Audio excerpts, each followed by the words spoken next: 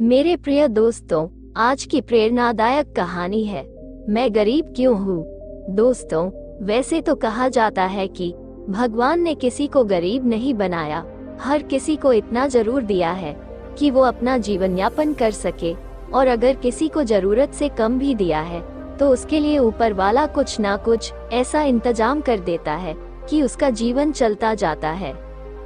हम अक्सर दूसरों के धन को देखकर अपनी अमीरी और गरीबी का अंदाजा लगाते हैं। हमारे पास 10 रुपए हैं और सामने वाले के पास 100 हैं, तो हम खुद की नजरों में गरीब हो जाते हैं और दूसरा व्यक्ति अमीर। हम ये नहीं सोचते कि 100 कमाने वाला मेहनत कितनी कर रहा है, उसकी जरूरतें कैसी है। हम बस दूसरे के धन को देखते हैं और अपनी राय बना लेते हैं। आज की इस गौतम बुद्ध की प्रेरणादायक कहानी के जरिए आप जानेंगे कि भगवान बुद्ध के अनुसार एक अमीर और धनवान व्यक्ति कौन होता है। साथ ही आप समझेंगे कि क्यों गौतम बुद्ध हर व्यक्ति को धनवान कहते थे। गौतम बुद्ध की कहानी आपको बहुत प्रभावित करेगी और इस बुद्ध की प्रेरणादायक कहानी से मिलने वाली शिक्षा आपके बहुत काम की होगी।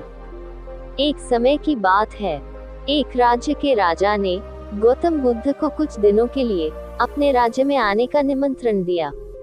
उस राजा के निमंत्रण को बुद्ध ने स्वीकार किया और वो अपने कुछ शिष्यों के साथ उस राज्य में चले गए।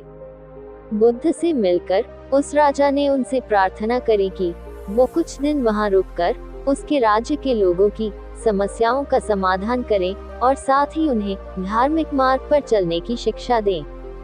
बुद्ध ने राजा की बात मान ली और 3 दिन के लिए उन्होंने इस राज्य में धर्म सभा करने का फैसला किया।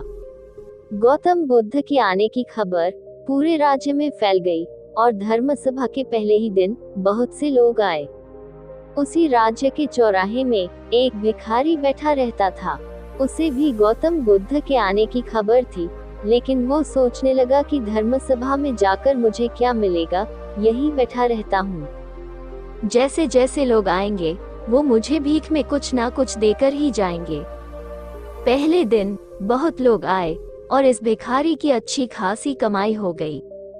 अगले दिन फिर वही सिलसिला चला। भीख मांगने के साथ साथ भिखारी ने ये भी देखा कि धर्म सभा में जाते वक्त लोग दुखी और उदास होकर जा रहे हैं और उससे कुछ देकर भी नहीं जाते, लेकिन जब वो बुद्ध से मिलकर वापस आते हैं तो काफी खुश दिखते हैं और खुशी खुशी भीख भी देकर जाते हैं। यही सोचते सोचते दूसरा दिन भी निकल गया। तीसरे दिन बहुत कम लोग आए तो भिखारी परेशान हो गया। उसकी कमाई नहीं हुई। उसने सोचा कि बुद्ध सबकी समस्याओं का उपाय दे ही रहे हैं, तो क्यों ना मैं भी उनके पास जाऊं और अपनी इस निर्धनता को दूर करने का उपाय पूछूं। ऐसा सोचकर वो भी धर्म सभा में चला गया, लेकिन वहाँ लंबी लाइन लगी थी। बड़ी मुश्किल से उसका नंबर आया।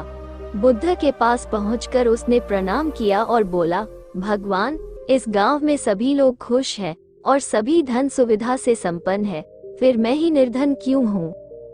उस भिखारी को देखकर भगवान बुद्ध बोले, तुम निर्धन इसलिए हो क्योंकि तुम हमेशा दूसरों से मांगते रहते हो, लेकिन कभी किसी को कुछ देते नहीं। तुम सोचते हो कि लोग तुम्हें भीख में बहुत पैसे दे, लेकिन बदले में तुम किसी को कुछ देना नहीं चाहते। ऐसा सुनकर वो भिखारी बड़ी हैरानी से बोला, भगवान, मैं क्या लोगों को कुछ दूंगा, मेरा तो खुद का गुजारा भीख मांग कर चलता है, मेरे पास देने को है ही क्या। बुद्ध कुछ देर के लिए मौन हो गए और थोड़ा देर रुकने के बाद बोले, तुम बहुत मूर्ख हो। किसी को देने के लिए या दूसरों के साथ बांटने के लिए ऊपर वाले ने तुम्हें और हम सभी को बहुत कुछ दिया है। मुस्कुराहट दी है जिसे तुम दूसरों के साथ बांटकर उनमें आशा और उम्मीद जगा सकते हो। आवाज दी है जिससे तुम मीठे शब्द बोलकर लोगों की तारीफ कर सकते हो। 2 हाथ दिए हैं जिनसे तुम दूसरों की मदद कर सकते हो। एक स्वस्थ शरीर दिया है जिससे तुम भीख न मांगकर मेहनत का काम कर सकते हो। ऊपर वाले ने जिसको ये चीजें बिना किसी कमी के दी हैं, वो कभी निर्धन नहीं हो सकता। तुम निर्धन हो तो बस अपनी सोच की वजह से। जैसे जैसे तुम इस सोच से बाहर निकलोगे तुम खुद को दूसरों जितना ही अमीर समझने लगोगे और तुम्हारा जीवन भी सुधर जाएगा। दूसरों की खुशी देखकर उनसे अपनी तुलना मत करो। ऊपर वाले ने हर किसी को धनी बनाया है, बस जरूरत है तो अपनी सोच को सुधारने की। भगवान बुद्ध की बातें सुनकर उस व्यक्ति को अपने जीवन का मूल्य समझ आ गया और वो उनके दिए हुए उपदेश के अनुसार अपना जीवन जीने लगा।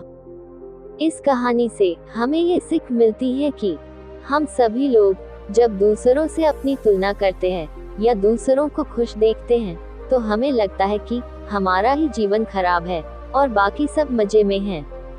हम कभी अपने जीवन की अच्छी चीजों पर ध्यान नहीं देते। हम कभी ये नहीं सोचते कि भगवान ने हमें एक स्वस्थ शरीर दिया है जो कि सबसे मूल्यवान चीज है।